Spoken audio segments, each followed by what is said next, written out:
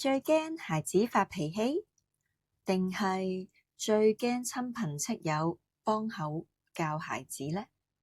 每逢家庭嘅聚會、過年過節，好多 SEN 家長都要面對另一場嘅挑戰。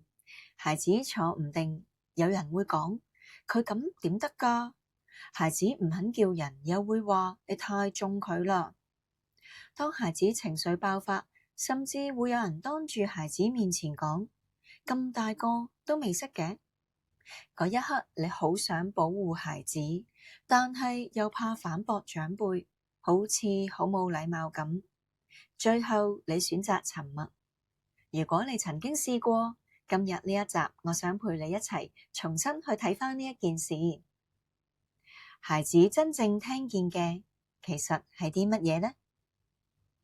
好多親朋戚友其實未必係有惡意，佢哋可能只係用自己嘅以前嘅方法去理解今日嘅孩子，但問題係佢哋唔了解 SEN， 更加唔了解 ADHD、ASD 或者孩子大腦發展係咩一回事。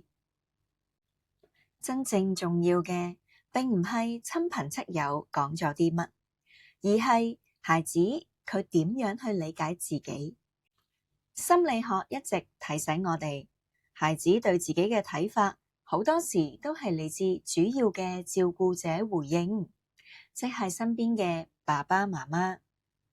如果爸爸媽媽一直都係企喺孩子嘅身邊，企喺孩子嗰一邊，佢哋就會知道，即使其他人唔理解自己，至少都仲有爸爸媽媽明白自己嘅需要。但係相反，如果爸爸媽媽一直沉默冇回應，孩子就有機會誤會咗爸爸媽媽，心裏邊就會諗，連爸爸媽媽都覺得我唔夠好。所以今日我想送俾大家一句說話，孩子未必記得親朋戚友講過啲乜，但係孩子會記得爸爸媽媽有冇站喺自己嗰一邊。溫和而堅定嘅界線，正向教養一直都強調溫和而堅定。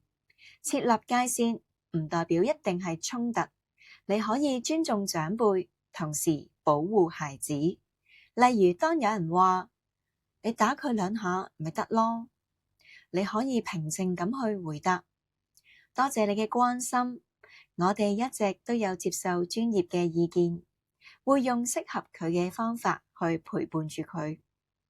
短短嘅一句，冇爭辯，冇批評，但係已經清楚表達界線。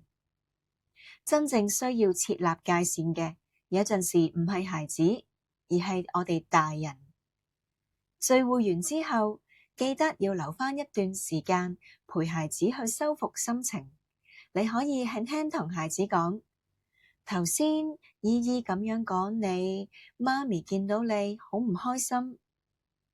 我哋停一停，讓孩子講出自己嘅感受，之後可以再同佢講，無論人哋點樣睇你，媽咪都相信你㗎。最後攬一攬孩子，同佢講，我哋一齊加油啦！好多時呢幾句說話，呢一份嘅安全感，比任何嘅大道理都更加有力量。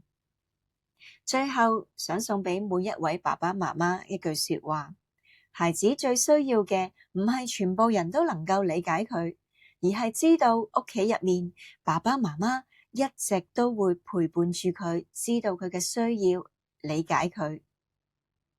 你未必可以改變到所有人嘅睇法或者想法，但係你可以決定孩子喺你身邊感受到嘅係批評啊，定係安全感。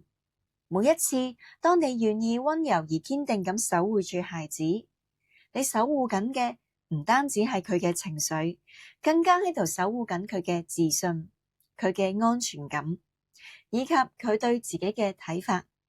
多謝你收聽今日嘅一起正教。如果今集嘅內容對你有幫助，歡迎分享俾身邊另一位正在努力陪伴孩子嘅爸爸媽媽。記住，我哋係要理解孩子，而唔係控制孩子。我哋下次見啦。